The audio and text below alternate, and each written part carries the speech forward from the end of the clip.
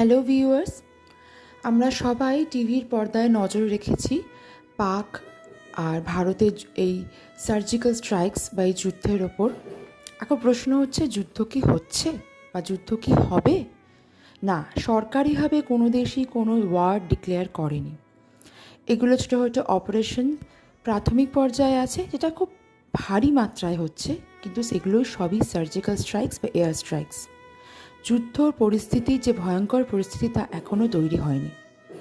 এবার ঘোষণা করা হয়েছে যে কেন্দ্রীয় সরকারের তরফ থেকে যে নিত্য প্রয়োজনীয় বা খাবার সামগ্রী মজুত করে রাখতে। এটা কি সত্যি? হ্যাঁ, এটা বলেছে রাজ্য সরকারদের, প্রত্যেকটা স্টেটের গভর্নমেন্টকে সেই দিকটা লক্ষ্য রাখতে, কিন্তু সাধারণ মানুষকে নয়। তেমন কোনো পরিস্থিতি তৈরি হয়নি, তাই দয়া করে নিজের মাসের অর্ধেক টাকা খরচ করে বা প্যানিক হয়ে এমন কোনো পদক্ষেপ নেবেন না। এগুলো সম্পূর্ণ, যেগুলো হোয়াটসঅ্যাপে ঘুরে বেড়াচ্ছে বা ইউটিউবে কিছু সস্তা ভিউজ পাওয়ার জন্য কিছু লোক প্রচার করছে, এগুলো সম্পূর্ণ ফেক। নিউজ মিডিয়া যে প্রতিদিন প্রত্যেকটা খবর দেখানো হয় এবং তারা যে বলছে অথেন্টিকভাবে আমরা দেখাচ্ছি, অথেন্টিক সোর্স, তা কিন্তু বেশিরভাগ সময় ভেরিফাই করে দেখা যাচ্ছে ফেক। তাই অকারণ উত্তেজিত হবেন না, চিন্তিত হবেন না, বা না যাচাই করে ভালো করে খোঁজ খবর না নিয়ে সেটা শেয়ারও দয়া করে করবেন না।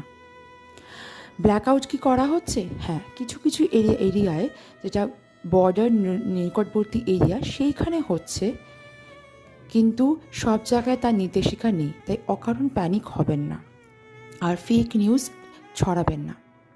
আরেকটা ব্যাপার যে, হ্যাঁ, উত্তর ভারতের কিছু কিছু বিমানবন্দর বন্ধ হয়ে গেছে। কারো যদি প্লেনের টিকিট বা ট্রেনের টিকিট কাটা হয়ে থাকে, কোনো রকম হোয়াটসঅ্যাপে পাঠানো লিঙ্ক বা তথ্য অনুযায়ী টাকা রিফান্ড নেওয়ার চেষ্টা করবেন না। কেন কি এখন অনেক সাইবার অ্যাটাকের কথা শোনা যাচ্ছে, এইসব জিনিস অনেক অ্যাক্টিভ হয়ে গেছে।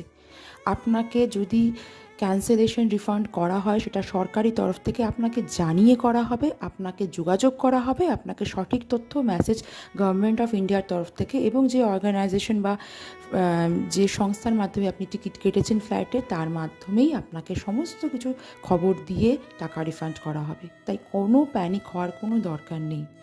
এখন অবধি যদি কোনো রকম ক্যান্সেলেশন না হয়ে থাকে, তাহলে আপনার অগ্রিম চিন্তা করার কোনো কারণ নেই। যদি কোনো ক্যান্সেলেশন হয়, সেটা অবশ্যই সরকারের তরফ থেকে আপনাদেরকে জানানো হবে।